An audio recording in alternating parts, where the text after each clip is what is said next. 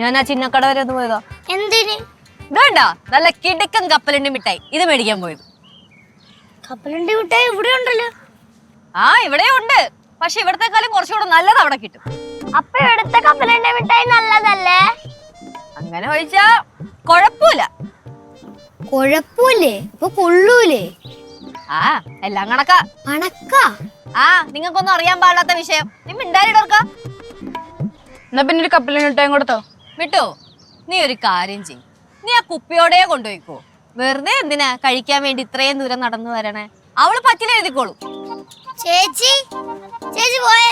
ഞാൻ പറഞ്ഞു, ഞാൻ നിന്റെ കടയുടെ അകത്തല്ല നിക്കുന്ന, പുറത്താ നിക്കുന്നേന്ന്. പിന്നെ കൊച്ചെ കൂടുതൽ കളിച്ചാണ്ടല്ല, നിന്റെ കടയ്ക്ക് ലൈസൻസിൽ അത് ഓർത്തോളം. ഞാൻ കോർപ്പറേഷനെ വിളിച്ച് പറയണ്ടല്ലോ, പൂട്ടിക്കും. ചേച്ചി പൂട്ടിക്കുമ്പോ പറയണേ, മിഠായി ഫ്രീ ആയിട്ട് കിട്ടൂലോ. കുടുംബങ്ങളിൽ കൂട്ടുകൂടിയ 10 വർഷങ്ങൾ.